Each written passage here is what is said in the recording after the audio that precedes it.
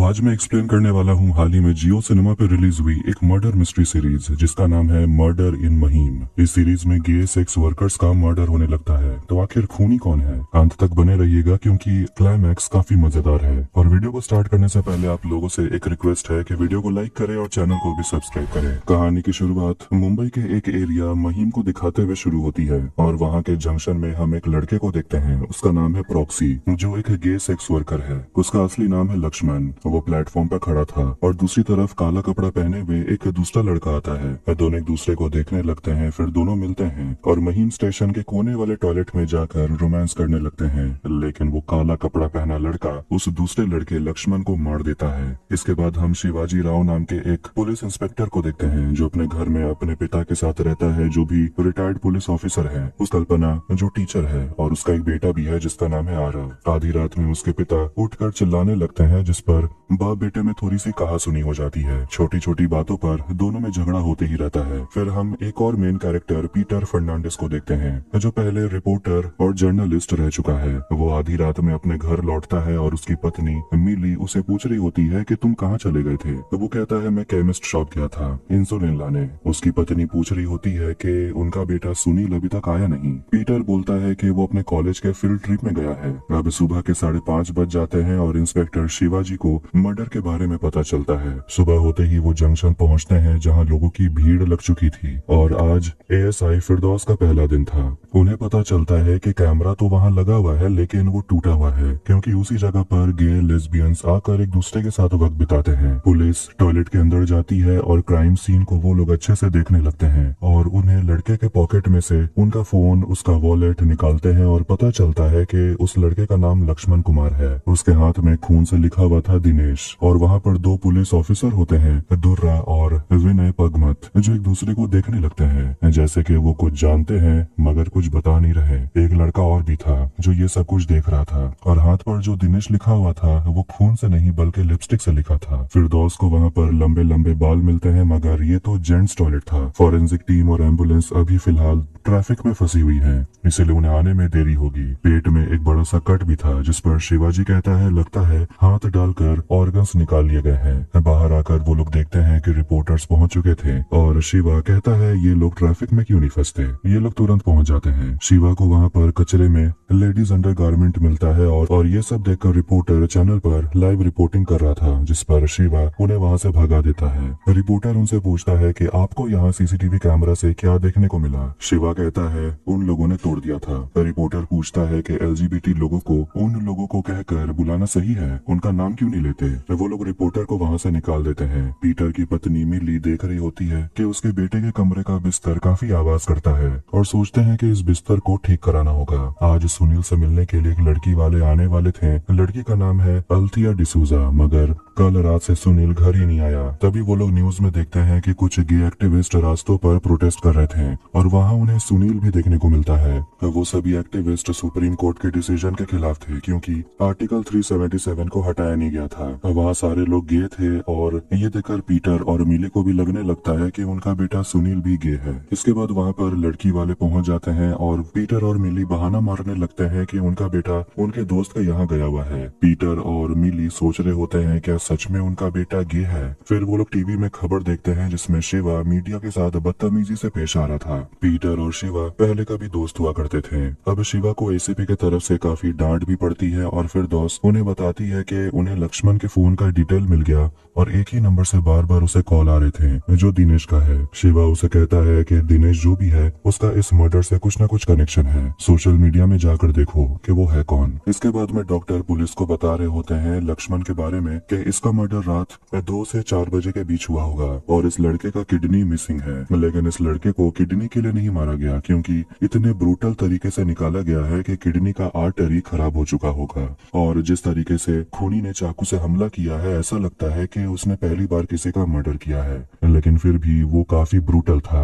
ये सब देखकर फिरदौस भी सोच रही होती है कि आखिर कोई इंसान इतना हैवान कैसे हो सकता है। मिली काफी टेंशन में थी, क्या सच में उनका बेटा होमोसेक्सुअल है। तभी पीटर को एक गे फेस्टिवल के बारे में पता चलता है। दूसरी तरफ दुर्रा और पगमत शिवा को आकर बताते हैं कि लक्ष्मण के कॉल डिटेल से हमारा भी नाम पता चल सकता है। वो सच बताते हैं कि वो लक्ष्मण को जानते हैं क्योंकि वो उनका खबरी था, मगर उसका नाम लक्ष्मण है ये वो नहीं जानते थे क्योंकि वो लोग उसे प्रॉक्सी कहकर बुलाते थे। अब शिवाजी और फिरदौस जाते हैं लक्ष्मण के घर और वहाँ उसकी माँ से मिलते हैं। घर पर लक्ष्मण के बारे में वो बताती है कि उसके बेटे का किसी से भी कोई झगड़ा नहीं था। शिवा पूछता है तो उसे मार कौन सकता है, जिस पर लक्ष्मण के पापा चिल्लाने लगते हैं कि तुम लोगों ने ही मारा है। वो दोनों लक्ष्मण के कमरे में जाते हैं जहाँ वो सोया करता था और वहाँ ढूंढने पर उन्हें कपड़ों में बहुत सारे पैसे मिलते हैं जो वो लक्ष्मण के मम्मी पापा को दिखाते हैं। तो उसकी माँ कहती है कि हमें तो इन पैसों के बारे में कुछ पता ही नहीं था, अगर होता तो हम ऐसे गरीबी में थोड़ी रहते हैं। वो लोग उसे दिनेश के बारे में पूछते हैं तो लक्ष्मण के पापा चिल्लाने लगते हैं और दिनेश को गाली देने लगते हैं और कहते हैं कि वो यहीं सामने ही रहता है। इसके बाद लक्ष्मण के बॉडी को क्रियाक्रम करने के बाद जलाने के लिए ले जाया जाता है। शिवाजी और फिरदौस दिनेश के घर पहुंचते हैं, जिसे लोग बैटरी भी कहते हैं, और उसके परिवार वाले कहते हैं कि दिनेश तो कल रात से घर ही नहीं आया। वो हमेशा रात को निकलता है काम करने, कहीं नाइट शिफ्ट पे काम करता है।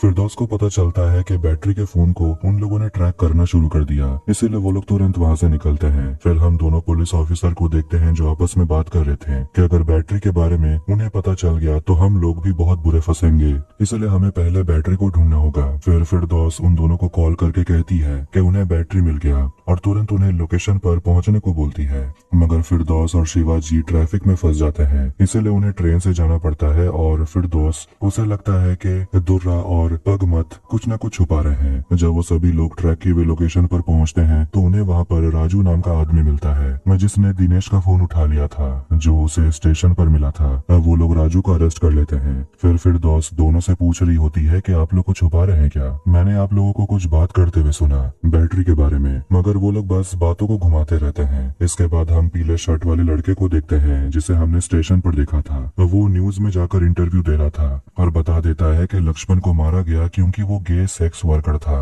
ये देखकर शिवाजी फिरदौस को कहता है पता करो ये शो कब रिकॉर्ड हुआ था और दिनेश के घर जाओ, कुछ भी मिले जब्त कर लेना और इस लड़के के बारे में पता करो। कुछ समय के बाद फिरदौस बताती है कि इंटरव्यू दोपहर को रिकॉर्ड हुआ था और वो लड़का इंटरव्यू देकर चला गया बिना नाम पता बताए। इसके बाद पीटर पहुंच जाता है गे फेस्टिवल में और वहाँ वो अपनी पत्नी का भाई लेस्ली से मिलता है जो भी गे है, और वहाँ वो अपने बॉयफ्रेंड वीरल के साथ था। वो लोग बातें करने लगते हैं और पीटर और लेस्ली के बीच होमोसेक्सुअलिटी को लेकर काफी बातें होती हैं। पीटर को वहाँ पर उसका बेटा सुनील नहीं मिलता, इसलिए वो वापस चला आता है और वो अपनी पत्नी मिली के साथ बातें करने लगता है कि वो अपने बेटे को ऐसी जिंदगी जीने नहीं देगा। पीटर किसी के भी सेक्सुअल प्रेफरेंस के खिलाफ नहीं है, मगर वो कहता है कि हमारा बेटा बड़ा हो चुका है और वो अपने लिए कोई भी डिसीजन ले सकता है। रात के समय शिवा काफी टेंशन में था क्योंकि 7 महीने से कोई भी केस वो सॉल्व नहीं कर पाया। वो कॉल रिकॉर्ड्स देख रहा था और वो एक नंबर पर फोन लगाता है जो एक लड़का फोन उठाता है और फोन काट देता है। फिर हम उसी लड़के को देखते हैं जो न्यूज में इंटरव्यू दे रहा था और उसी का नाम है दिनेश, मतलब बैटरी, और वो स्टेशन पर था तभी उस पर खूनी हमला कर देता है। दोनों में लड़ाई होती है मगर आखिर में खूनी दिनेश को मार डालता है।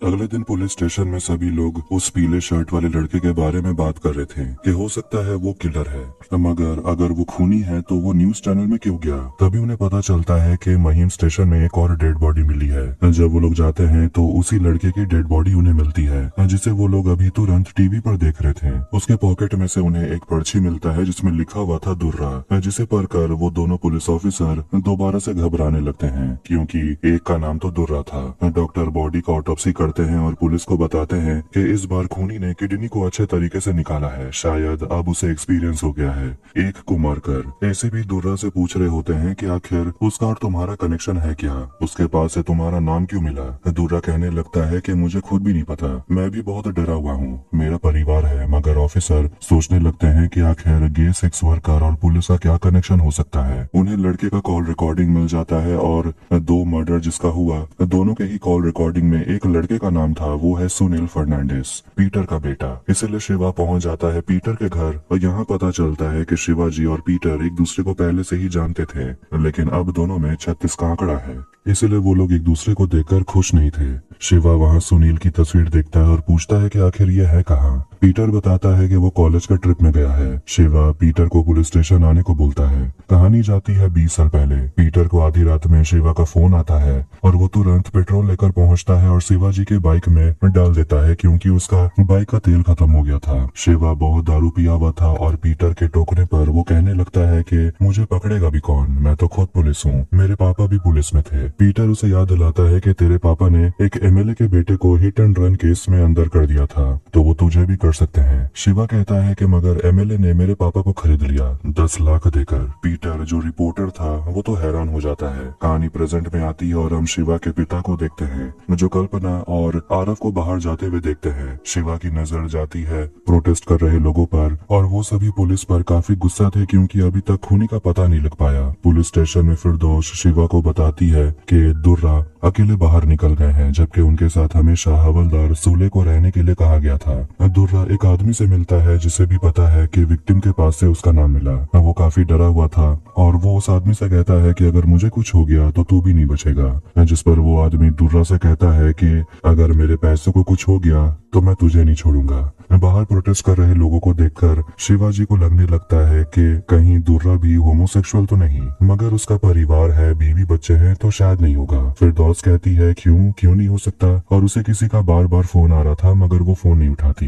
यूनिट नाम के लड़के को देखते हैं जो भी सेक्स वर्कर है और वो शिवाजी से मिलने आया था, लेकिन शिवा उसे बाहर बैठा कर रखता है। फ्लैशबैक में देखते हैं कि यूनिट लक्ष्मण से बात कर रहा था, वही जिसे एपिसोड 1 के शुरुआत में ही मार दिया गया। यूनिट उसे समझाता है दोबारा वहाँ नहीं जाने, मगर लक्ष्मण कहता है कि मुझे भी वहाँ जाने में कोई मजा नहीं आता, मैं गरीबी में पैदा हुआ हूँ लेकिन यहाँ मरना नहीं चाहता। उन लोगों ने किसी पप्पू को मरते हुए देखा जिसे यूनिट काफी घबराया हुआ था। अब 1.5 घंटे के बाद यूनिट को अंदर बुलाया जाता है और शिवा उसे पूछताछ करता है और यूनिट बताता है कि लक्ष्मण उसका बचपन का दोस्त है और लक्ष्मण के बारे में वो बहुत कुछ बताने लगता है और वो चाहता है कि पुलिस जल्द से जल्द खूनी को पकड़ ले। शिवा उसे पूछता है कि शनिवार की रात जिस रात लक्ष्मण का खून हुआ उसे लक्ष्मण का फोन आया था, दोनों के बीच करीब 2 मिनट की बात हुई थी। क्या बात हुई थी?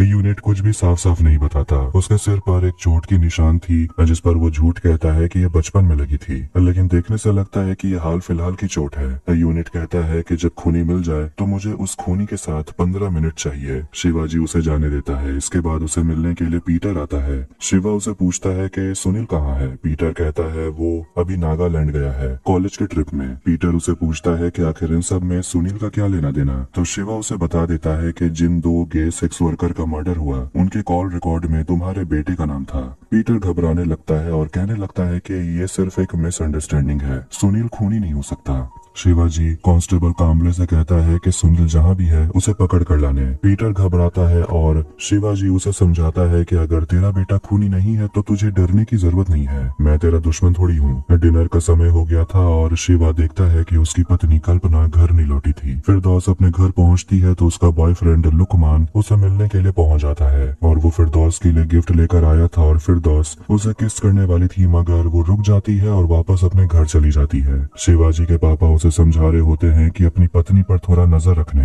कि वो कहाँ जाती है। डिनर का समय हो गया मगर शिवा कहता है कि वो अपने ऑफिस के पार्टी में गई होगी। शिवा का बेटा आरव ऑफिसर दुर्रा के घर गया हुआ था और वहाँ वो उसके बेटे रोहन के साथ बैठकर वीडियो गेम खेल रहा था। दुर्रा अपनी पत्नी से गुस्से में बात करता है जिस पर उसकी पत्नी उसे पूछती है कि अगर इतना ही टेंशन है तो पुलिस की नौकरी छोड़ क्यों नहीं देते। अब कल्पना और आरव घर पहुँचते हैं तो शिवा उन दोनों पर बहुत चिल्लाता है और वो अपने बेटे को भी कहता है कि दुर्रा के घर नहीं जाने क्योंकि दुर्रा उसका जूनियर है, इसलिए शिवा नहीं चाहता कि उसका बेटा उसके घर जाए।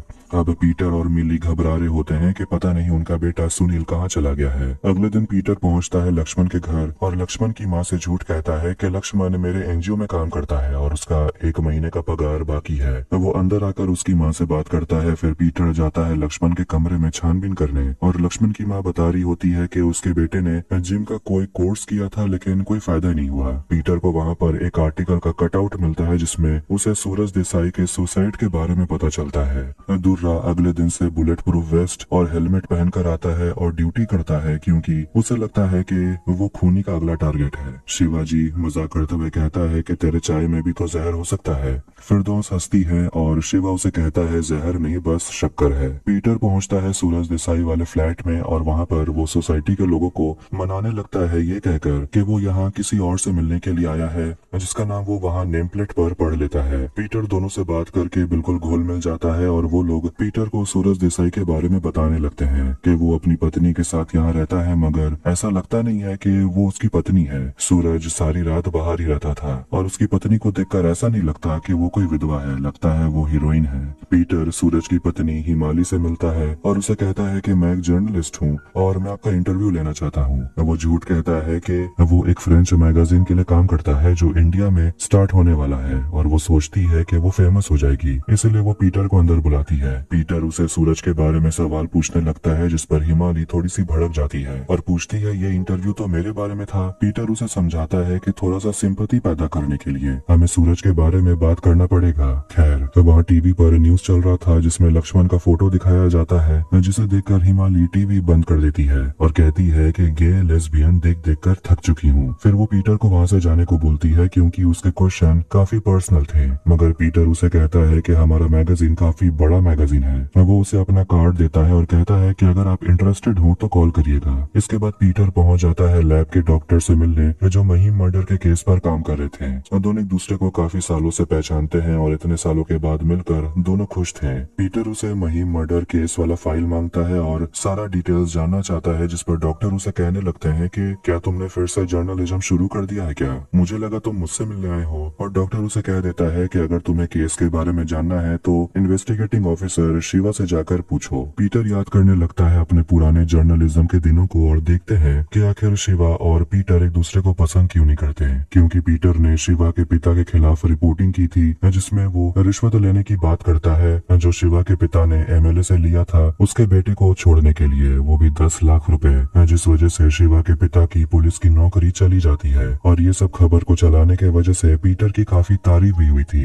लेकिन इससे शिवा और पीटर की दोस्ती दुश्मनी में बदल गई। पुलिस स्टेशन में सभी लोग खूनी के बारे में बात कर रहे थे और फिरदौस कहती है कि हमें फीमेल मर्डरर के बारे में भी सोचना चाहिए क्योंकि उन्हें लिपस्टिक से लिखा हुआ दिनेश मिला था और लंबे बाल भी मिले थे। फिरदौस रात में घर जा रही थी तभी उसे एक किन्नर औरत मिलती है जिसे वो पैसे दे देती है। ड्राइवर कह रहा होता है कि इन लोगों को पैसे देने की जरूरत नहीं तो ये लोग यही करते रहेंगे। फिरदौस पूछती है तो ये लोग क्या करेंगे, टैक्सी चलाएंगे और कितने लोग आकर बैठेंगे। फिरदौस जब अपने घर जाती है तो उसके घर में देखते हैं कोई और था। अब आधी रात में शिवा के घर में फिर से झगड़ा हो जाता है क्योंकि शिवा का बेटा आरव रात में पंखा चलाकर सोना चाहता था लेकिन शिवा के पापा नहीं क्योंकि उनके पैरों में दर्द होता है जिस वजह से शिवा अपने पापा से लड़ने लगता है और काफी बुरा भला उन्हें कह देता है कि उनके पापा तो 20 साल से इसी कमरे में पड़े हुए हैं, मुफ्त की रोटी तोड़ते हैं। अब किसी तरह कल्पना शिवा को वहाँ से ले जाती है और देखते हैं कि फिरदौस के घर में जो छुप छुप कर घूम रही थी वो फिरदौस की दोस्त रिहाना है। फिरदौस उसे चोर समझकर हमला कर देती है, फिर वो उसके घाव को देख रही थी और देखते ही देखते वो दोनों वहाँ पर रोमांटिक होने लगते हैं। पिछले रात झगड़ा करने को लेकर शिवा अपनी पत्नी से माफी मांगता है और दिखाता है कि वो अपने बेटे के लिए तोहफा लेकर आया है जो आरव हमेशा से मांगा करता था। कल्पना कहती है कि वो छत पर पड़ रहा होगा। जब शिवाजी जाता है अपने बेटे को तोहफा देने के लिए तो वो देखता है कि उसका बेटा कुछ छुपा रहा था। उसके हाथ में एडल्ट मैगजीन था जिसे देखकर शिवाजी गुस्सा हो जाता है और पूछता है कि ये तुझे किसने दिया। आरव कहता है रोहन ने। शिवा अपने बेटे को थप्पड़ लगाता है। फिरदौस और रेहाना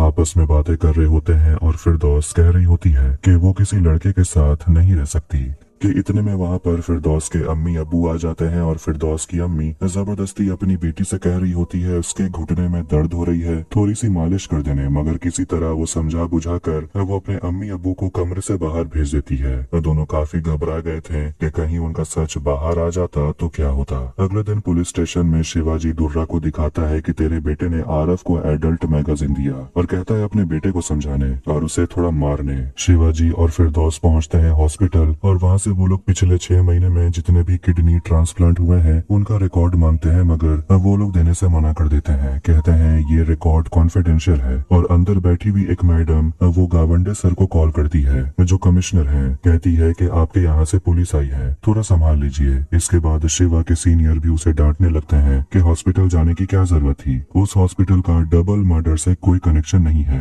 गावंडे सर का कॉल आया था। फिरदौस पूछ रही होती है कि अब वो लोग क्या करेंगे। शिवाजी सोच रहा था कि उनसे कुछ तो छूट रहा है। जब वो लोग लैब जाते हैं तो वहाँ से उन्हें पता चलता है कि जिस कागज में दुर्रा लिखा हुआ मिला था उसमें एक कंपनी का लोगो बना हुआ था जो फ्रेंच कंपनी है, लेकिन इसका इंडिया में कोई भी सप्लाई नहीं है। मतलब ये कागज या तो फ्रांस का है या यूरोप में किसी देश का। कहने का मतलब ये है कि ये खूनी अपर क्लास का है। तो सवाल ये है कि एक upper class killer lower class के लोगों का खून क्यों कर रहा है। पीटर उस रिपोर्टर से बात करता है जिसने सूरज देसाई वाला आर्टिकल लिखा था, लेकिन उसे पता चलता है कि उन्होंने बिना किसी से बात किए, रिसर्च किए इस आर्टिकल को लिख डाला, जिस पर वो काफी गुस्सा होता है क्योंकि वो पहले भी रिपोर्टर रह चुका है और इस तरह काम करना गलत है। मिली उसे दिखाती है कि उसने होमोसेक्सुअलिटी को ठीक करने के लिए एक ट्रीटमेंट का पता लगाया है, मगर पीटर उसे समझाता है कि ये सब बकवास है, स्कैम है। अगर ऐसा होता तो दुनिया में एक भी गे नहीं बचते। मिली अपने पति को समझाती है कि तुम कुछ तो करो सुनील के लिए, मुझे काफी टेंशन हो रही है। फिरदौस सुनील के ऊपर रिसर्च करके एक फाइल बनाकर शिवाजी को दिखाती है और पीटर पहुंचता है लेस्ली के पास और उसे बताता है कि सुनील LGBT पैरेड में गया था। लेस्ली उसे समझाता है कि वो पैरेड में गया था तो क्या वो होमोसेक्सुअल हो गया। पीटर उसे पूछता है महीम मर्डर के बारे में जहाँ 2 लड़कों का मर्डर हो गया और वो गे सेक्स वर्कर थे और उनके कॉल रिकॉर्ड में सुनील का नंबर मिला। ये कोई इत्तेफाक तो नहीं हो सकता। सुनील कई दिनों से घर भी नहीं लौटा, उसका फोन भी बंद आ रहा था। इसके बाद लेस्ली बताने लगता है कि महीम स्टेशन का टॉयलेट वह हमेशा से होमोसेक्सुअल्स आते थे एंजॉय करने। वो कहने लगता है कि होमोसेक्सुअल सिर्फ सेक्स के लिए ही नहीं जीते। वो पीटर से पूछता है कि सोचो अगर तुम्हारे लाइफ में तुम्हारी पत्नी नहीं होती तो आज तुम्हारा क्या होता, तुम अकेले नहीं पड़ जाते।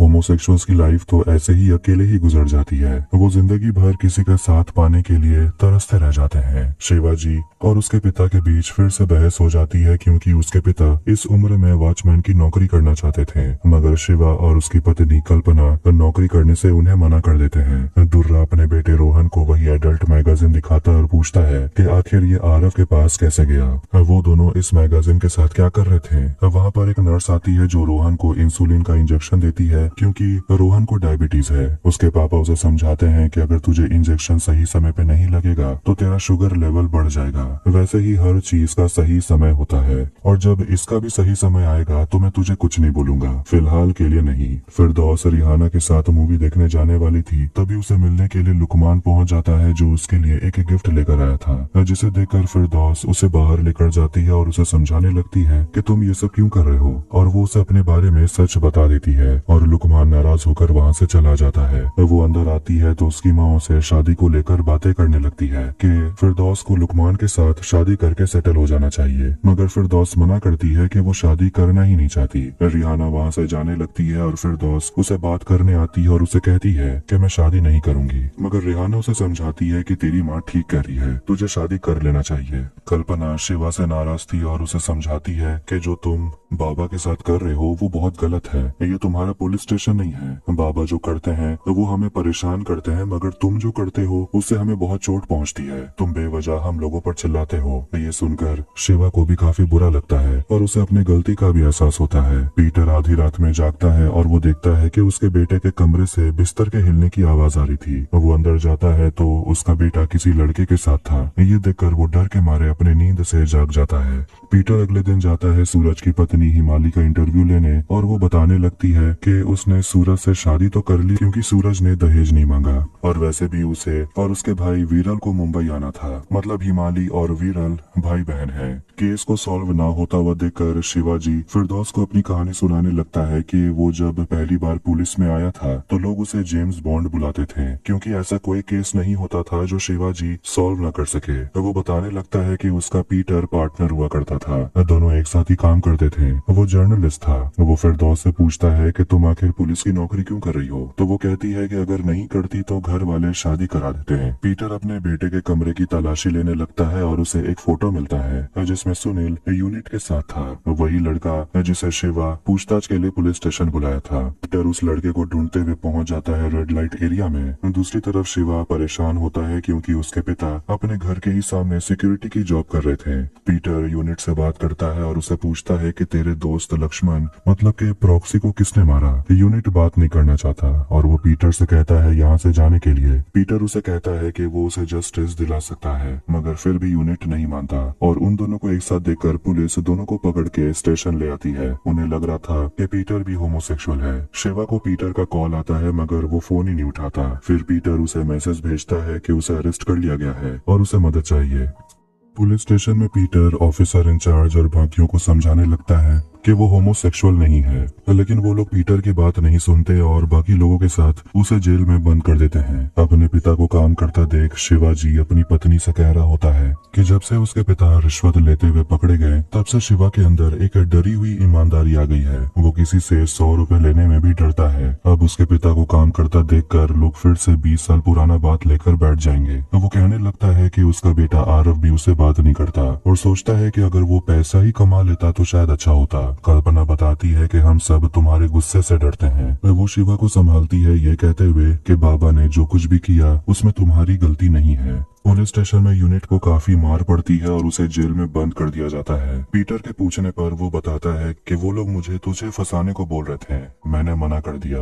पीटर उसे समझाता है मैं तेरी मदद कर सकता हूँ, तू मुझे अपने जैसे लोगों के बारे में समझा। यूनिट उसे कहता है कि तू ठीक से नाम भी नहीं ले सकता तो हमारी मदद कैसे करेगा। पीटर उसे समझाता है कि मैं एक जर्नलिस्ट हूँ और मेरे बाद तुझे मदद करने के लिए कोई नहीं मिलने वाला। यूनिट उसे बताने लगता है कि वो बचपन से ही प्रॉक्सी के साथ दोस्त था। वो बस्ती में पला बड़ा जहाँ उन्हें टॉयलेट करने के लिए भी जगह नहीं थी और उन्हें संडास जाना पड़ता था पटरी के पास, और पटरी के दूसरे तरफ उनके पीटी टीचर चंद्रकांत का फ्लैट था। और एक दिन वही टीचर प्रॉक्सी और यूनिट को देख लेते हैं पटरी के पास संडास करते हुए, और इसके अगले ही दिन चंद्रकांत दोनों को अपने घर बुलाते हैं और कहते हैं कि अगर नहाना है, फ्रेश होना है तो उनके बाथरूम को यूज कर लें। पीटर पूछता है इसके आगे कुछ हुआ क्या, मगर यूनिट ज्यादा कुछ नहीं बताता। अगले दिन जब शिवाजी पुलिस स्टेशन पहुँचता है तो वो पीटर को देखकर उसे बाहर निकलवाता है। पीटर कहता है कि उसके साथ यूनिट भी था। अब यूनिट को भी छोड़ दिया जाता है और वो अपने घर चला जाता है। शिवाजी पीटर से पूछता है कि आखिर इसके साथ तो कर क्या रहा था। घर पहुंचने पर मिली भी परेशान थी कि पीटर सारी रात था कहाँ। शिवाजी काफी एम्बैरेस था एसीपी जगदीश के सामने क्योंकि अभी तक वो केस को क्रैक नहीं कर पाया, मगर मीडिया को एक रिपोर्ट देना था, इसीलिए वो एक स्टेटमेंट जारी करते हैं और शिवा से कहते हैं कि तुरंत कोई सस्पेक्ट को पकड़ के लाओ। फिरदौस शिवा को बताती है कि अभी तक फॉरेंसिक की तरफ से भी कोई इन्फॉर्मेशन उन्हें नहीं मिल रहा। उसे रिहाना का मैसेज आता है जो उसे मिलने के लिए बुला रही थी, इसीलिए वो शिवाजी से परमिशन मांगती है कि आज वो घर जल्दी जाना चाहती है। शिवाजी उसे ताना मारने लगता है कि हाँ मैं भी घर चला जाता हूँ,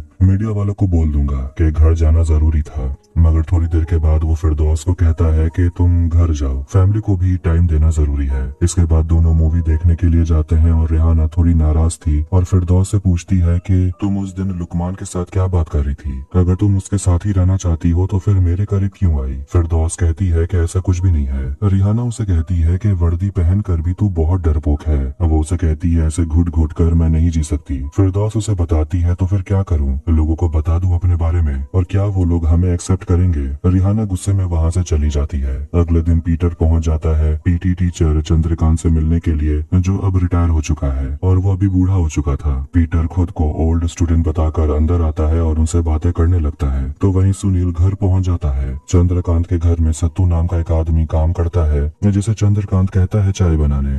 लक्ष्मण मतलब के प्रॉक्सी के बारे में वो चंद्रकांत से पूछने लगता है और वो बताते हैं कि उस समय तो बहुत सारे लड़के लोग स्पोर्ट्स खेलने के बाद यहाँ आते थे नहाने के लिए, अब तो कोई भी नहीं आता। फिर वहाँ पर ऑफिसर विनय पगमत आते हैं और पता चलता है कि ये तो चंद्रकांत का बेटा है, और पीटर को यहाँ देखकर वो उसे निकलने को बोलता है, मगर चंद्रकांत पगमत को बोलता है कि तू यहाँ से निकल, तू अपने घर जा। चंद्रकांत पीटर से कहता है कि मुझे पता है तुम मेरे ओल्ड स्टूडेंट नहीं हो, क्योंकि मेरे सारे स्टूडेंट को पता है मैंने शादी नहीं की और पगमत मेरा बेटा नहीं है। पीटर को उसके बेटे का कॉल आता है और पीटर अपने बेटे से कहता है महिम पुलिस स्टेशन के बाहर मिलने। देखते हैं वहाँ बहुत सारे प्रोटेस्टर पहुँच चुके थे और वो सबके सब LGBTQ कम्युनिटी के थे। पीटर शिवाजी से अपने बेटे को मिलाता है और सुनील उन्हें दिखा दिखाने लगता है कि वो अपने स्कूल के प्रोजेक्ट पर काम कर रहा था। प्रोजेक्ट में लक्ष्मण और दानिश भी शामिल थे और वो उन्हें टिकट भी दिखाता है कि वो नागालैंड गया था। शिवाजी ये देखकर उन दोनों को जाने देता है और पीटर से कहता है कि आज रात मैं तुझसे मिलना चाहता हूँ, तुझसे कुछ बात करनी है।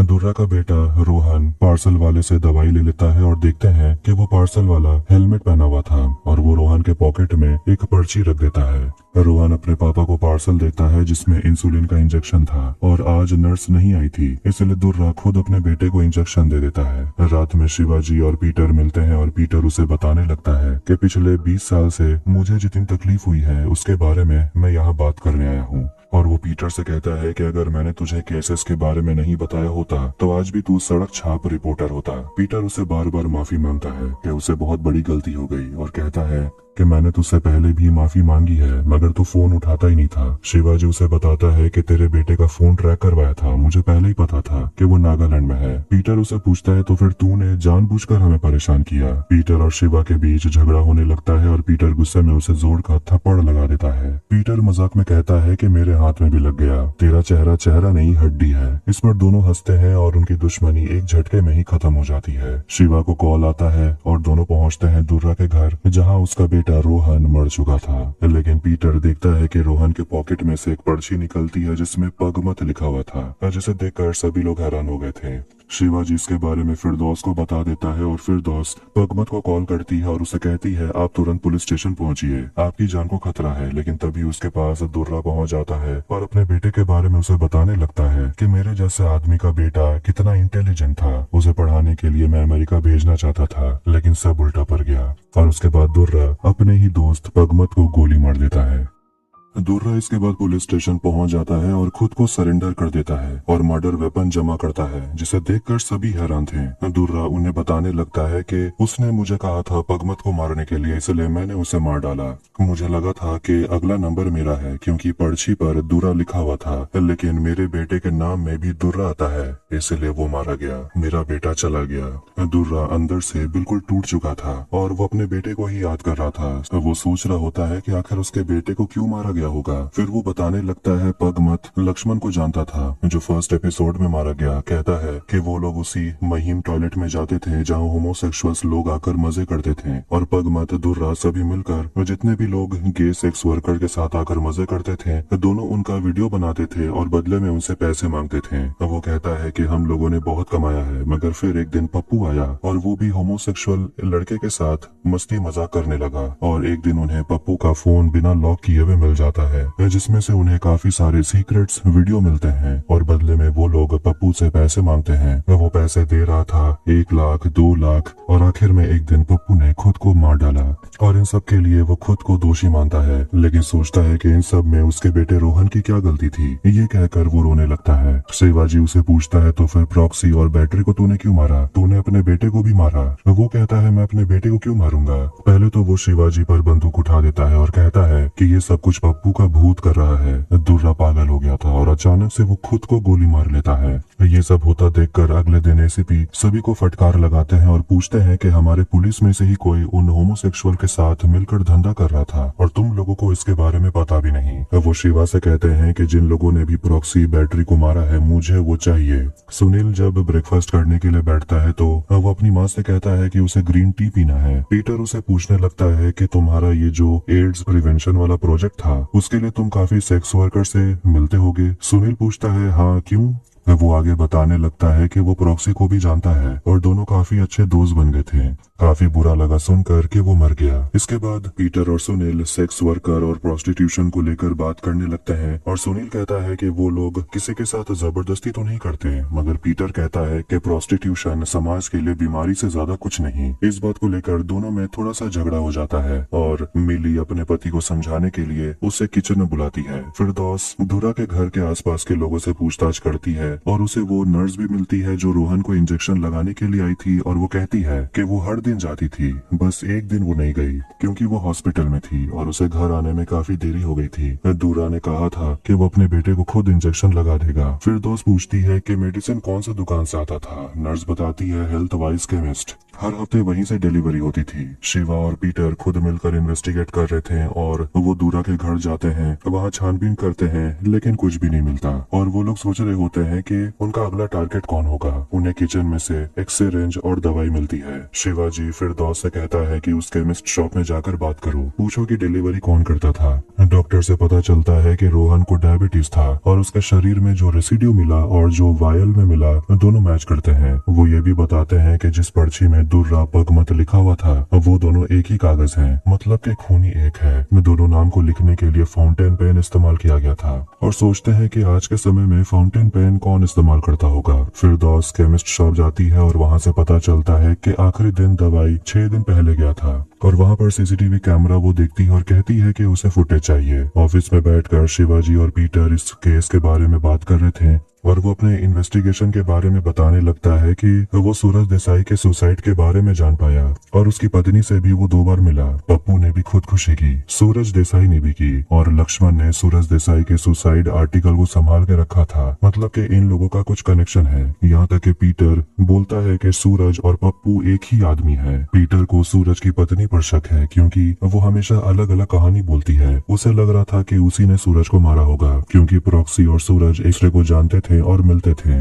वो उसके घर भी गया था। वहाँ हिमालय टीवी पर लक्ष्मण के फोटो को देखकर कुछ ज्यादा ही गुस्सा हो गई थी, जैसे कि कोई पर्सनल दुश्मनी हो। फिरदौस एक दूसरे केमिस्ट शॉप में जाती है। वहाँ भी उसे सीसीटीवी कैमरा में एक आदमी मिलता है जो हेलमेट पहना हुआ था। वो दवाई खरीद रहा था और वैसा ही आदमी उन्हें दुर्रा के घर के बाहर भी देखने को मिला। वो तुरंत इस बारे में शिवाजी को बताती है और शिवाजी लैब वाले डॉक्टर को फोन करता है तो वो बताते हैं कि पीटर उससे मिलने के लिए पहले भी आया था और महिम मर्डर केस के बारे में वो जानना चाहता था, मगर मैंने मना कर दिया। ये देखकर शिवाजी को लगने लगता है कि शायद पीटर का कोई ना कोई मकसद है कि वो इस केस को इन्वेस्टिगेट करने के लिए लौटा है। तो वो जानबूझकर शिवाजी का ध्यान भटका रहा है। वो गुस्से में पहुंच जाता है पीटर के घर और उस पर मर्डर का इल्जाम लगाता है। पूछता है कि आखिर वो 14 तारीख की रात 3 बजे कहाँ था। उसकी पत्नी कह रही होती है, उसे बताओ तुम तो केमिस्ट के दुकान गए थे। वो अपनी पत्नी से कहता है कि मैंने तुमसे झूठ कहा, मैं रेखा से मिलने गया था, उसे दवाइयों के लिए पैसों की जरूरत थी। फिर दोस्त शिवाजी को कॉल करके बताती है कि जब सेकंड विक्टिम का मर्डर हुआ तो पीटर कहीं भी नहीं दिखा। मतलब कि शिवा बेवजह पीटर पर शक कर रहा था, इसलिए वो उसे माफी मांगता है। पीटर बताने लगता है कि वो अपने बेटे सुनील को लेकर काफी परेशान है। कहता है या तो वो मुझे नहीं समझ पा रहा या तो मैं उसे नहीं समझ पा रहा। फिरदौस को देखने के लिए लुकमान और उसके पूरे परिवार पहुंच जाते हैं और वो लोग खाने के लिए बैठते हैं। तब भी फिरदौस उनसे बात करने में बिल्कुल भी इंटरेस्टेड नहीं थी। लुकमान ये सब साफ साफ नोटिस करता है। शिवा अपने पापा से जाकर मिलता है जो ड्यूटी पर थे और वो उनके साथ डिनर भी करता है। दोनों बातें करते हैं काफी अच्छे तरीके से। पीटर अपने बेटे से बात करने के लिए आता है जो LGBT कम्युनिटी के बारे में किताबें पढ़ रहा था। पीटर उसे यूनिट के बारे में पूछते हैं तो वो कहता है कि हाँ मैं उससे मिला हूँ, वो दोस्त है मेरा। मगर पीटर उसे समझाता है कि ऐसे लोगों से दोस्ती नहीं करते। सुनील कहता है कि आपको उससे मिलना चाहिए। पीटर कहता है कि उससे मैं पुलिस स्टेशन में मिल चुका हूँ। सुनील कहता है पुलिस स्टेशन में मिलने से क्या फायदा, कल उसे लंच के लिए बुलाते हैं। लेस्ली देखता है कि उसे जानलेवा बीमारी हो गई है, उसे एड्स हो गया है और वीरल उसके साथ रहना चाहता था क्योंकि बुरे वक्त में लेस्ली उसके साथ था। मगर वो वीरल से पूछता है कि मेरे से प्यार हो गया है क्या तुझे, और उसे कहता है यहाँ से चले जा। सुनील ने यूनिट को अपने घर बुला लिया है लंच करने के लिए और इसके बारे में जानकर पीटर भी हैरान था और मिली भी पूछती है कि यूनिट ये कैसा नाम है, कॉलेज का दोस्त है क्या। सुनील कहता है नहीं, वो एक सेक्स वर्कर है, जिस पर मिली भी हैरान हो जाती है। फिर हम यूनिट को देखते हैं जो लंच पर आने के लिए तैयार हो रहा था और उसके अलमारी में एक चाकू था। फ्लैशबैक में हम एक लड़के को देखते हैं और यही है पप्पू, मतलब सूरज देसाई। वो महिम स्टेशन में था और वो लक्ष्मण से आकर मिलता है। दोनों चले जाते हैं कोने वाले बाथरूम में और वहाँ दोनों एक दूसरे के साथ इंटीमेट होने लगते हैं। मगर उन्हें नहीं पता था कि दुर्रा और विनय उन दोनों का वीडियो बना रहे थे। तो दोनों उस लड़के के सामने आ जाते हैं और ये देखकर पप्पू गिड़गिड़ाने लगता है और बहुत रोने लगता है कि उसके साथ ऐसा ना करने, किसी को ये वीडियो ना दिखाने, उसकी जिंदगी बर्बाद हो जाएगी। कहानी प्रेजेंट में आती है और यूनिट पीटर के घर पहुँच जाता है। सभी लोग खुशी से उसका घर पर स्वागत करते हैं और सुनील उसे सॉरी कहता है क्योंकि उसका दोस्त प्रॉक्सी अब इस दुनिया में नहीं रहा। यूनिट को काफी अच्छा लगता है कि चलो कोई तो सॉरी बोल रहा है, नहीं तो आजकल कोई हमदर्दी दिखाता ही नहीं। पीटर उससे काम के बारे में बात करने लगता है तो यूनिट कहता है कि वो लोग ये काम मजबूरी में करते हैं क्योंकि उन्हें कहीं और काम ही नहीं मिलता। उसे नहीं पता गे लेस्बियंस क्या होता है क्योंकि वो कभी कॉलेज नहीं गया। अगर कॉलेज गया होता तो शायद उसे पता होता।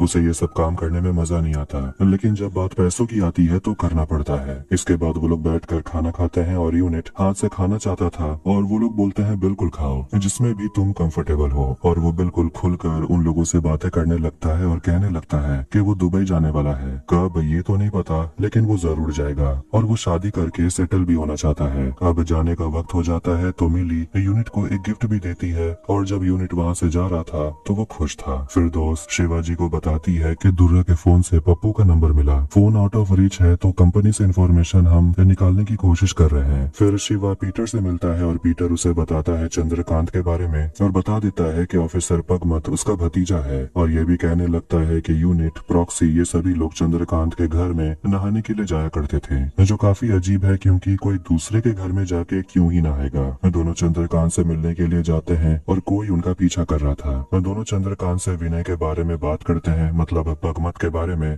तो चंद्रकांत को ये पता था कि पगमत को यहाँ से ट्रांसफर किया जा चुका है। दोनों शॉक्ड हो जाते हैं क्योंकि पगमत तो मर चुका है। चंद्रकांत कहता है कि ये मुझे सत्तू ने बताया। शिवा सत्तू से जाकर बात करता है तो वो बताता है कि चंद्रकांत थोड़े कमजोर दिल के हैं, इसलिए मैंने उन्हें सच नहीं बताया। पगमत नीचे वाले कमरे में ही रहता था और वो दोनों जाकर वहाँ छानबीन करते हैं और उन्हें एक बैग से बहुत सारे घड़ी, वॉलेट, दूसरी तरफ पीटर को काफी सारे मेमोरी कार्ड मिलते हैं और उनमें से एक में पप्पू लिखा हुआ था जिसे वो लोग कैमरा में चलाते हैं और ये वही वीडियो था जो हमने पहले देखा था। शिवाजी तुरंत फिरदौस को फोन करता है और उसे कहता है फॉरेंसिक टीम को लेकर पगमत के घर पर भेजो। फिरदौस उसे बताती है कि जो नंबर पप्पू के नाम से सेव किया हुआ था वो असली में हिमाली के नाम से रजिस्टर्ड है। पीटर कहता है कि मैं उसे पहचानता हूँ। दोनों पहुँचते हैं हिमाली के घर और पीटर वहाँ पर उसका फोटो खींचने लगता है ये कहकर कि वो मैगजीन में डालेगा और वो खुशी खुशी फोटो शूट कराती है, जबकि शिवा फोन के जरिए उनकी बातें सुन रहा था। हिमाली बताने लगती है कि उसके सपने क्या क्या हैं और वो आगे क्या क्या करना चाहती है। वो ये भी कहती है कि उसकी माँ गुजर गई, किडनी ट्रांसप्लांट ऑपरेशन नहीं हो पाया। वो और वीरल जो दोनों भाई बहन हैं उन लोगों ने काफी कोशिश भी की। शिवाजी फिरदौस को कॉल करके कहता है सीढ़ियों से ऊपर आने। पीटर उसे पूछता है कि आखिर सूरज ने खुद को क्यों मारा। वो कहती है वो डिप्रेशन में था। पीटर और भी कई सवाल पूछने लगता है सूरज के बारे में तो हिमाली को शक होता है और वो उसे कहती है तुम यहाँ से निकल जाओ, कैमरा बंद करो। और तभी वहाँ पर शिवा टीम के साथ पहुंच जाता है और वो लोग हिमाली को अरेस्ट कर लेते हैं। लॉकअप में फिरदौस उसे पूछती है कि तुमने आखिर सूरज के साथ क्या किया। हिमाली कहती है ये पूछिए कि सूरज ने मेरे साथ क्या क्या किया। 1 साल हो गए शादी को और उसने मुझे आज तक हाथ नहीं लगाया। हमारे बीच पति पत्नी जैसा कुछ था ही नहीं। मेरे अकाउंट में इतने सारे पैसे थे जो सूरज ने अपने अय्याशियों में उड़ा दिए और जब मुझे अपनी माँ का ऑपरेशन कराना था तो बैंक अकाउंट में पैसे ही नहीं थे। सूरज ने मेरी माँ को मार डाला। फिरदौस पूछती है तो फिर इसीलिए तुमने उन सभी को मार डाला। हिमाली कहती है काश मैं मार पाती, मगर मैंने ऐसा कुछ नहीं किया। फिरदौस और शिवाजी जाते हैं हॉस्पिटल में जहाँ हिमाली ने अपनी माँ को एडमिट कराया था, उसकी बातों को क्रॉस चेक कराने के लिए, जो सही निकलता है। पीटर, शिवा, फिरदौस एक साथ केस के बारे में बात कर रहे थे और तभी पीटर को लेस्ली का मैसेज आता है जो उसे मिलने के लिए बुलाता है और शिवा फिरदौस की तारीफ करता है क्योंकि वो आजकल काफी अच्छा काम कर रही है। खुश होकर वो रेहाना को कॉल करती है और कहती है कि मेरे सर ने मुझे कॉम्प्लीमेंट किया और मुझे ये बात किसी अपने को बताना था। रेहाना उसे मिलने के लिए अपनी क्लिनिक बुलाती है और जब फिरदौस तैयार होकर उसे क्लिनिक जा रही थी तो कोई उसका पीछा कर रहा था। रेहाना खुश होकर उसे एक सोल्यूशन दिखाती है कि वो दोनों कनाडा जाकर सेटल हो सकते हैं और वहाँ वो लोग क्रिमिनल नहीं कहलाएंगे। मगर फिरदौस अपने फैमिली, अपने दोस्तों को छोड़कर कनाडा नहीं जाने वाली। फिर वो लोग वहाँ पर रोमांटिक होने लगते हैं मगर कोई खिड़की के बाहर से उनका वीडियो बना लेता है। वो वीडियो लुकमान के पास पहुँच जाता है जो फिरदौस के अब्बू अम्मी को दिखा देता है। फिरदौस की अम्मी उसे बहुत पीटती है और अपनी बेटी का फोन छीनकर वो रेहाना को कॉल लगाती है और उसकी अम्मी को सारा सच बता देती है, जिसे सुनकर रेहाना को भी बहुत मार पड़ती है। पीटर लेस्ली से मिलने के लिए पहुँचता है और लेस्ली उसे बताने लगता है कि बहुत साल पहले उसे उसका पहला प्यार मिला था, स्वाश। और लेस्ली ने इस बारे में अपने पेरेंट्स को बताने का सोचा था कि वो गे है, लेकिन उसे घर से निकाल दिया गया। उसके बाद से कोई भी उसे बात भी नहीं करता था। उसकी बहन मिली भी नहीं। स्वाश शादी करके सेटल हो गया था और वो लेस्ली को भी पहचानने से इनकार करता था, मगर वो कहता था गलती उसकी भी तो नहीं है क्योंकि प्यार करने के लिए हिम्मत चाहिए। फिर स्वाश अपने शादी से तंग आकर महीम के टॉयलेट में जाने लगा जहाँ होमोसेक्सुअल्स आते थे और सोसाइटी के प्रेशर में आकर उसने खुद को खत्म कर लिया और इसलिए मैंने उन लोगों को खत्म कर दिया। और यहाँ वो कबूल करता है कि प्रॉक्सी बैटरी को उसने मारा। दूसरी तरफ हम देखते हैं कि रिहाना भी खुद को खत्म कर लेती है।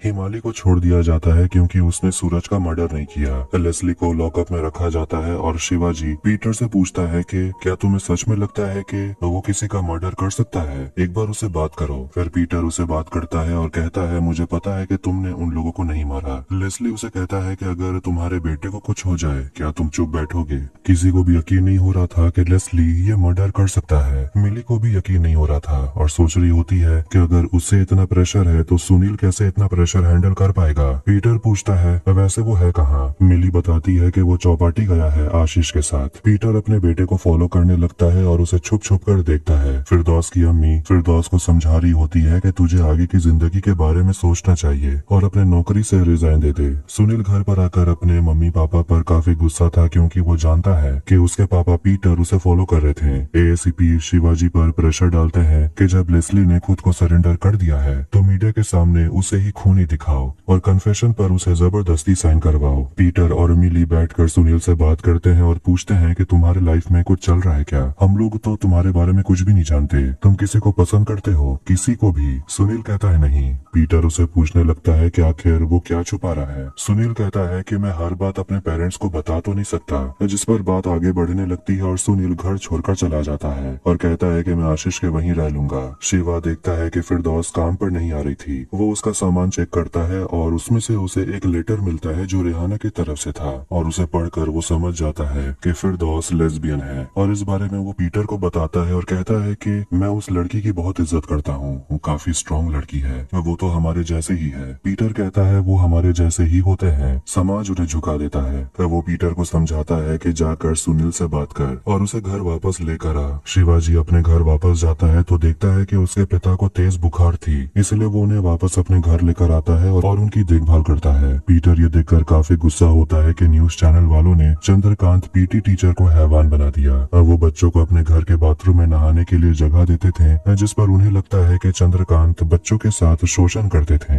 अगले दिन चंद्रकांत के घर के बाहर प्रोटेस्ट होने लगते हैं और पीटर समुद्र किनारे बैठा होता है। तभी वहाँ पर कुछ ट्रांसजेंडर आते हैं और पीटर उन्हें पैसे देने लगता है, मगर वो लोग कहते हैं कि अभी हम लोग घूमने के लिए आए हैं तो अभी वो पैसे नहीं ले सकते। तो वो पीटर से कहते हैं उनकी तस्वीर खींचने, तो पीटर उनकी फोटो खींचता है। शिवा देखता है कि फिरदौस आज भी नहीं आई थी और उन्हें एक और सुसाइड केस के बारे में पता चलता है जो रेहाना खान नाम के डॉक्टर का था, जिसे देखकर वो समझ जाता है कि ये तो वही रेहाना है जिससे फिरदौस प्यार करती है। आज फिरदौस को देखने के लिए लड़के वाले आए होते हैं और तभी उनके घर में शिवाजी पहुंच जाता है और वो फिरदौस की अम्मी से कहता है कि वो फिरदौस से बात करने के लिए आया है क्योंकि दोनों एक साथ एक बड़े से केस में काम कर रहे हैं। वो फिरदौस को कहता है कि मैं तुम्हारे बारे में जानता हूँ और रेहाना के लिए सॉरी, और वो उसे कहता है तैयार हो जाओ क्योंकि एक हफ्ते में तुम्हारी इतनी आदत हो गई है कि तुम्हारे बिना काम ही नहीं होता। शिवाजी लड़के वालों को डरा देता है ये कहकर कि फिरदौस एक हफ्ते से काम पर नहीं आई और अगर इंक्वायरी होगी तो आप लोगों को भी आना पड़ेगा। पुलिस स्टेशन में आपसे पूछताछ होगी क्योंकि आप लोग के वजह से ही फिरदौस काम पे नहीं आ रही। लड़के वाले घबरा जाते हैं और कहते हैं कि हम तो यहाँ परिवार वालों से मिलने आए थे। वो इतना तक कह देते हैं कि फिरदौस तो मेरे बेटे की बहन है। शिवा फिरदौस को लेकर बाहर निकलता है और पीटर को कहता है कि लेस्ली और स्वास्थ्य के बारे में थोड़ा और पता करने। गाड़ी में शिवाजी फिरदौस से कहता है कि तुम्हारी वजह से उस लड़के की भी जिंदगी खराब हो जाती। फिरदौस पूछती है तो फिर मैं क्या करूं, हमें समझने वाला है कौन? वो दोनों पुलिस स्टेशन पहुंचते हैं तो लेस्ली पागल हो चुका था और वो कहने लगता है कि मैंने किसी का खून नहीं किया क्योंकि उसे पहले लगा था वो मरने वाला है इसलिए उसने कबूल कर लिया, लेकिन अब वो कह रहा है कि उसने मर्डर नहीं किया। दूसरी तरफ पीटर लेस्ली के घर में उसके और स्वास्थ्य के बारे में और जानकारी इकट्ठा करता है। लेस्ली बताता है कि आप लोगों ने मेरा टेस्ट करवाया था तो एड्स का रिजल्ट नेगेटिव निकला। दूसरी तरफ वीरल घर पहुंच जाता है और वो वहां पर पीटर को देख लेता है। लेस्ली बताता है कि मुझे लगा था वीरल मेरी देखभाल कर रहा है मगर वो तो मुझे जहर दे रहा था। वो बताने लगता है कि तुम लोग जो महिम स्टेशन पर होमोसेक्सुअल के ऊपर नजर रखते हो और उनके साथ जो भी सेक्स करने के लिए आते हैं उनसे पैसे एक्सटॉर्ट करते हो, इसके बारे में मुझे सब कुछ पता है। सूरज देसाई भी इसी का शिकार था और उसने मजबूरन उन पैसों को निकाला जिससे वीरल और हिमाली अपनी माँ का इलाज करवाने वाले थे। तुम पुलिस वालों के वजह से ही वीरल की माँ मारी गई और सूरज भी मर गया। शिवा पूछता है तो फिर तुम लोगों ने दुर्रा और पगमत के खिलाफ रिपोर्ट क्यों नहीं लिखवाई? लेस्ली हंसते हुए कहता है कि हम लोग तो आर्टिकल 377 के अंडर क्रिमिनल हैं, तो हम लोग कैसे रिपोर्ट लिखवाने के लिए आते हैं, वो भी एक पुलिस के खिलाफ। वो कहने लगता है कि वीरल ने किसी लैब से मेरा फेक एक मेडिकल रिपोर्ट बनाकर लाया और ये बताया कि मुझे एड्स है और मैं मरने वाला हूँ, और मैं मान भी गया उसकी बात। वो शिवा को वीरल का फोटो भेज देता है और वो फोटो वो पीटर को भेजता है और कहता है यही वो आदमी है जिसे वो ढूंढ रहे थे। पीटर वीरल से ही बात कर रहा था और वीरल उसे बताने लगता है कि वो मुंबई आया था एक्टर बनने, मगर वो यहाँ फंस के रह गया। शिवा पीटर को कॉल करता है जो वो नहीं उठाता, क्योंकि वीरल उसे मारने के लिए चाकू निकाल लेता है और पुलिस तुरंत निकलती है। और जैसे ही वो लोग लेस्ली के घर पहुंचते हैं वीरल को अरेस्ट करने के लिए, वीरल वहां से भाग जाता है। फिरदौस हिमाली को बुलाकर उसे पूछने लगती है कि तुम्हारे भाई ने 2 लोगों का मर्डर किया, जिस पर वो कहने लगती है तो फिर आप मुझ पर क्यों चिल्ला रही हैं? ये पूरी दुनिया ही सेल्फिश है, सब मेरा इस्तेमाल करते हैं। हिमाली वहाँ से जाने लगती है तो फिरदौस सूरज का सुसाइड नोट पढ़ती है जिस पर भी यही लिखा हुआ था कि पूरी दुनिया सेल्फिश है, सब मेरा इस्तेमाल करते हैं। और वो हिमाली से कहती है बहुत अच्छा नोट लिखती हो, हैंडराइटिंग भी अच्छा कॉपी करती हो, एक बार फॉरेंसिक रिपोर्ट आ जाएगा उसके बाद तुम खुद को बचाने के लिए कुछ नहीं कर पाओगी। अब हिमाली फंस चुकी थी और वो सब सच बताने लगती है कि हुआ क्या था। देखते हैं कि वीरल जो उसका भाई है वो सूरज को बहुत पीटता है और उसे कहता है कि तेरे वजह से हमारी माँ मर गई। वो उसे कहता है उन सब लोग का नाम लिखने के लिए जिसके वजह से उसकी माँ मरी है। सूरज, प्रॉक्सी, बैटरी, दुर्रा, पगमत सभी का नाम लिख डालता है और फिर वीरल सूरज को बहुत मारता है और उसे बालकनी से नीचे फेंक देता है और सूरज की मौत हो जाती है। मतलब कि सूरज यानी कि पप्पू ने खुद को नहीं मारा। दूसरी तरफ हर जगह पुलिस वीरल को ढूंढ रही होती है और वीरल शहर छोड़कर जाने की सोच रहा था और उसे वहाँ पुलिस ढूंढने के लिए पहुँच जाती है और वो अपना फोन एक औरत के बैग में डालकर भाग जाता है। कुछ पुलिस वाले बस पर चढ़ते हैं और वीरल के नंबर पर फोन लगाते हैं। किसी का फोन बज नहीं रहा था, लेकिन वो एक औरत के पास आते हैं जिसके बैग में वीरल का फोन था और वही फोन बज रहा था। तो वो उस औरत को वीरल का फोटो दिखाते हैं तो वो औरत कहती है कि मैंने इसे कैंटीन में देखा था। वीरल फोन्स नाम के आदमी से मिलता है जो अपना बार चलाता है और उसे कहता है कि मुझे यहाँ 4-5 दिन के लिए रहना है और बदले में उसे ढेर सारे पैसे भी देता है। पैसे कम पड़ते हैं तो अपना अंगूठी भी देता है। शिवाजी एसीपी को जब वीरल के बारे में बताता है तो एसीपी उसे बहुत डांटने लगता है कि हमने मीडिया को लेस्ली के बारे में बता दिया है और तुम चाहते हो कि मैं अपना स्टेटमेंट फिर से बदल लूं, मेरी क्या ही इज्जत रह जाएगी। इसके बाद लेस्ली को छोड़ दिया जाता है और वो और पीटर एक टैक्सी से कहीं जा रहे थे और उसी ड्राइवर से वो लोग बात करते हैं जो गे लोगों के बारे में सारी जानकारी रखता है। लेस्ली उसे वीरल की तस्वीर दिखाता है और पूछता है कि ये कहाँ देखने को मिलेगा। वो ड्राइवर बताने लगता है कि इस लड़के ने अपनी लाइफ बनाने के लिए कितनों की लाइफ खराब कर दी। तो वो ड्राइवर उन्हें फोन्स के बार तक पहुंचा देता है और लेस्ली फोन्स को पहचानता है और उसे वीरल की तस्वीर दिखाता है और पूछता है ये कहाँ है। वो फोन्स को बता देता है कि महीम स्टेशन मर्डर के बारे में, जिसमें वीरल कहाँ था। मगर फोन्स उन्हें झूठ कहता है कि वो तो दुबई भाग गया होगा, क्योंकि यहाँ जो भी मर्डर करता है वो दुबई भाग जाता है। इसके बाद वो जाता है वीरल से मिलने और उसे 2-4 झापड़ लगाता है और कहता है कि तूने 3-3 मर्डर किए हैं, आज रात ही यहाँ से निकल जाना। पुलिस स्टेशन के बाहर एलजीबीटी कम्युनिटी के लोग प्रोटेस्ट कर रहे थे क्योंकि उन्हें उनका हक चाहिए, क्योंकि फिलहाल वो लोग क्रिमिनल्स हैं। एसीपी उनका मजाक उड़ाते हैं कि ये लोग हक मांग रहे हैं ताकि ये लोग आराम से क्राइम कर पाए। फिरदौस ये सुन लेती है और एसीपी से कहती है शायद प्रॉब्लम आपको है इन लोगों से, इनको नहीं। आर्टिकल 377 अंग्रेजों का बनाया हुआ आर्टिकल है और उनके देश में आज होमोसेक्सुअल आजादी से घूम सकते हैं, लेकिन हमारे देश में नहीं।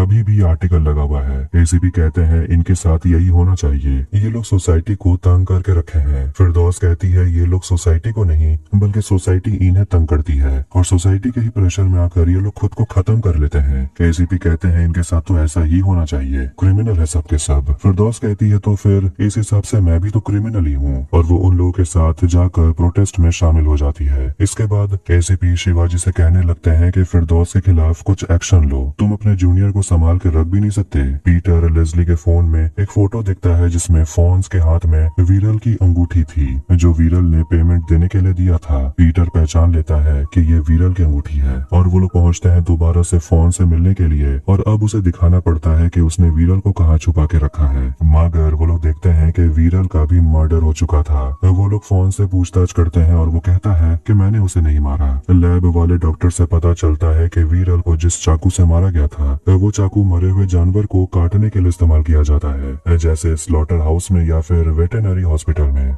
सुनील घर पे पीटर और अपनी माँ मिली को बता देता है कि वो शादी नहीं करना चाहता, वो शादी कभी करना ही नहीं चाहता। पीटर उसे समझाता है कि लाइफ में एक पार्टनर की जरूरत पड़ती है। तब सुनील कबूल करता है कि वो गे है। पीटर अपने बेटे से कहता है कि अगर तुम इसमें खुश रहोगे तो हमें कोई प्रॉब्लम नहीं है, बस लाइफ में एक पार्टनर होना चाहिए, वो कोई भी हो सकता है। सुनील काफी खुश होता है कि उसके पेरेंट्स इतने सपोर्टिव थे। तभी उसे यूनिट का मैसेज आता है कि उसे दुबई में नौकरी लग गई है। पीटर कहने लगता है चलो अच्छा ही हुआ, उसने क्या क्या काम नहीं किया, physical training, sex worker. Sunil कहता है वेटरनरी हॉस्पिटल में भी उसने जॉब किया जहाँ वो मरे हुए एनिमल्स का स्किन छीला करता था। अब ये जान करके तुरंत यूनिट को पुलिस स्टेशन बुलाया जाता है और शिवाजी उसे पूछता है कि तू वेटरनरी हॉस्पिटल में काम करता था। शिवाजी उसे वीरल का फोटो दिखाता है और कहता है कि इसी ने प्रॉक्सी को मारा और उसी ने उसके शरीर से किडनी निकाला, जैसे कि तू मरे हुए जानवरों का निकाला करता था। यूनिट का मुंह खुलवाने के लिए वो उसे भड़काने लगता है ये कहकर कि प्रॉक्सी के साथ जो हुआ अच्छा ही हुआ, गंदे काम करने वालों के साथ ऐसा ही होना चाहिए। गुस्से में यूनिट अपना सिर पटकने लगता है और पुलिस उसे लॉकअप में बंद कर देती है।